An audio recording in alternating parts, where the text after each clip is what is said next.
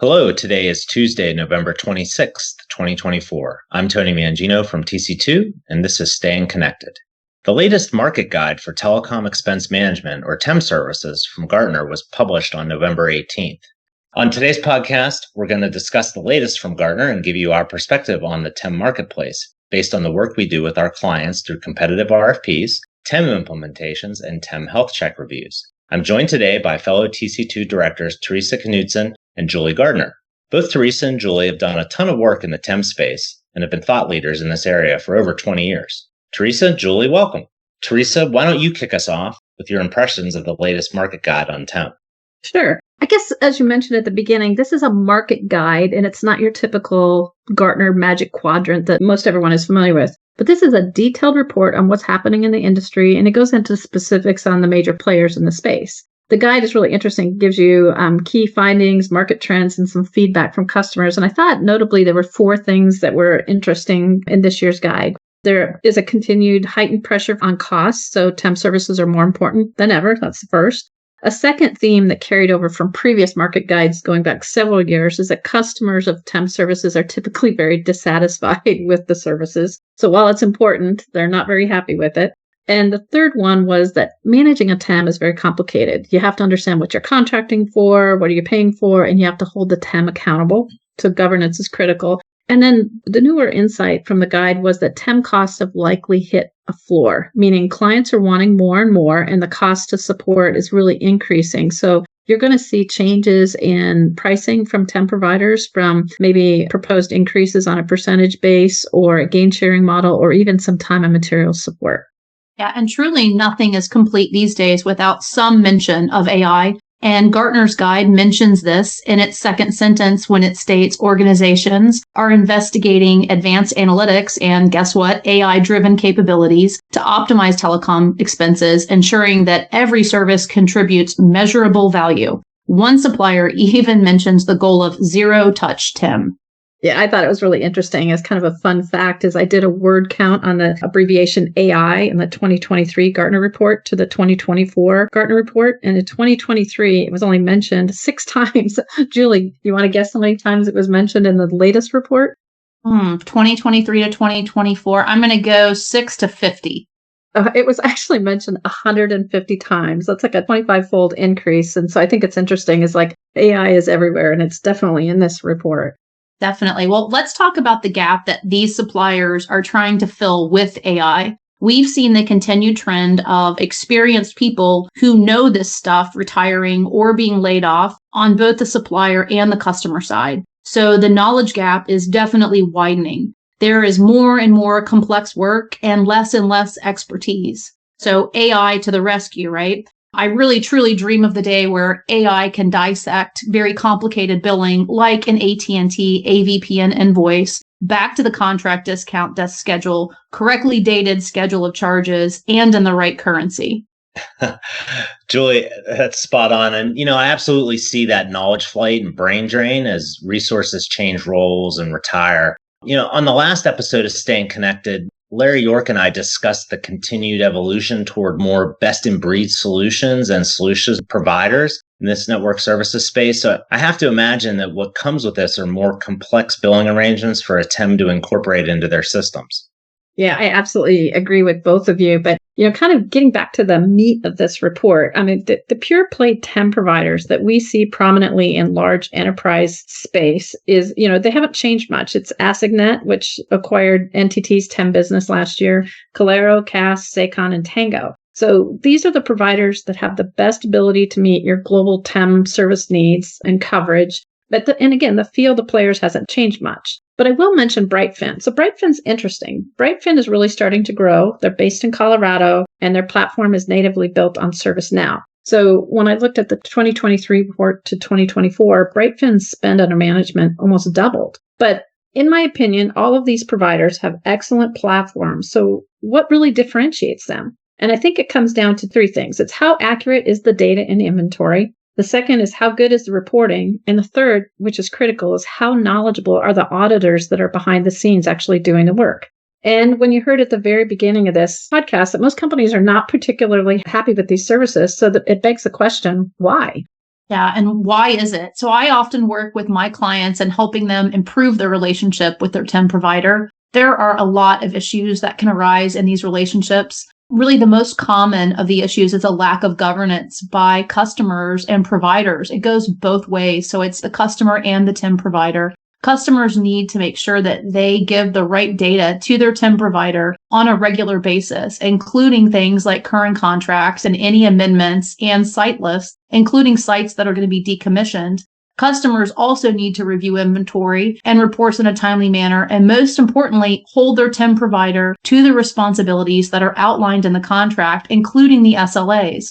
Providers typically are challenged with playing the victim, meaning there's that theme of, we can't provide you good service because you're not giving us what we need to do so. And if we paid your bills for you, all of these problems would go away. Providers are also quite good at over-promising and under-delivering. So I find many of my clients are frustrated when they ask questions to their TEM and they get a promise of a response that never comes, or when it does come, doesn't fully address the questions that were raised.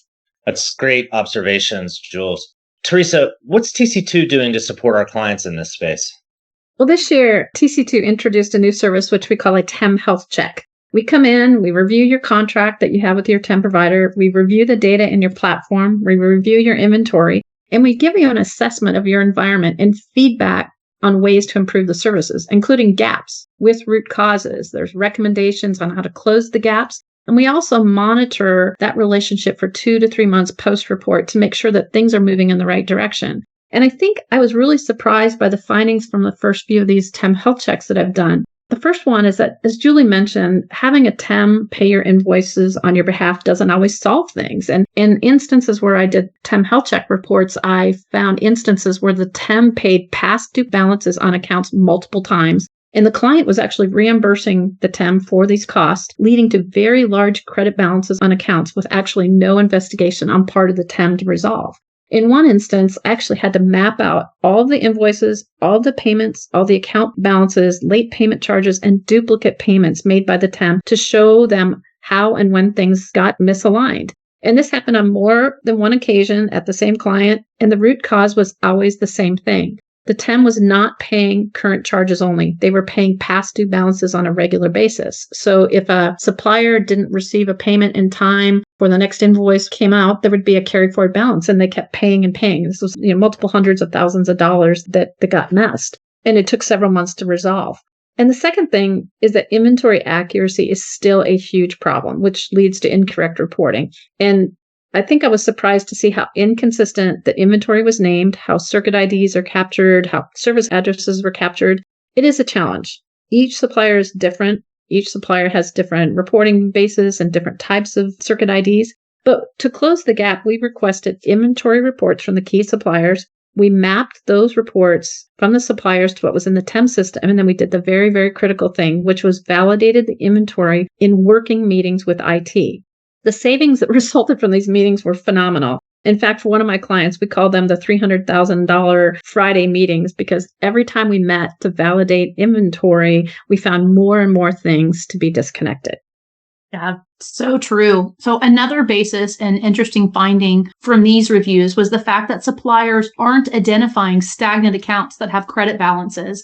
Now, these credit balances can arise from service disconnects or the TEM paying invoices multiple times that Teresa just mentioned. The first report we run in any TEM platform is a list of accounts by supplier that show total due amounts and focus on any of those that have credit balances. We also work with the underlying suppliers to get an aging of accounts and then work with the suppliers to resolve any credit balances. Those results can simply be credit refund checks, which are actually hard to get, or more complicated, meaning credits need to be moved to active accounts. Moving credits takes close coordination with the supplier and the TEM. AT&T can be one of the most difficult to address. Credit balances are easy to identify. They represent a huge opportunity for customers, and in theory, they should be resolved within 2 to 3 months. Although, truth be told, I've been working for almost a year to get significant money back for one client in excess of $1 million. So I like to say it's like pulling money out of a very tightly clenched vendor iron fist with a set of tweezers. It's not easy, but you can do it. It just takes time. Yeah. Patience is a virtue in this space for sure. But I highly recommend to our listeners that you download a copy of the Gartner 2024 Market Guide, and you can find it on any of the TEM suppliers' websites. They have a free version that's out there that they use for marketing materials. I'd give it a read through, and if you have an existing TEM in place, consider the pain points outlined in the guide and consider, what are your pain points and see if those things match up, because there's a lot of painful things in this space for sure.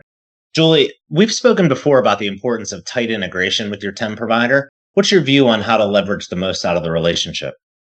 Great question. Well, your TEM provider, first and foremost, should be considered a part of your team that consistently provides value to you. If they aren't delivering the expected and agreed upon value, then you have an issue. The reporting from the TEM tools should meet your needs, and it should correlate to the IT managed inventory, meaning your CMDB. And if not, you have an issue. There are absolutely good providers out there. Successful TEM relationships do exist if you have good partner management reviews, you stay involved, and you take the time to learn to use their tools.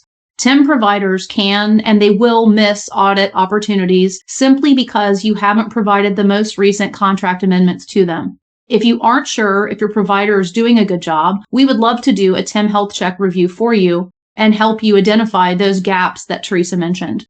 Yeah, and adding to that, in early 2025, Tech Caliber is kicking off what I'm calling a TEM users group. We will be hosting monthly calls. End users of TEM services can share best practices, lesson learned, and even some war stories from the front lines. And so if you're at all interested in joining this free group, please email me at tknutson@techcaliber.com. It's TKNUTSON@techcaliber.com, and I'd love for you to join. Okay, good stuff. Thanks, y'all. As you just heard, the TEM industry is pretty dynamic, and there's a lot to consider if you're thinking about making some sort of change. And if you'd like to talk to Teresa, Julie, me, or any of our LB3 and TC2 colleagues about your TEM needs, please give us a call or shoot us an email. You can also stay up to date by subscribing to Staying Connected, checking out our websites, and by following us on LinkedIn.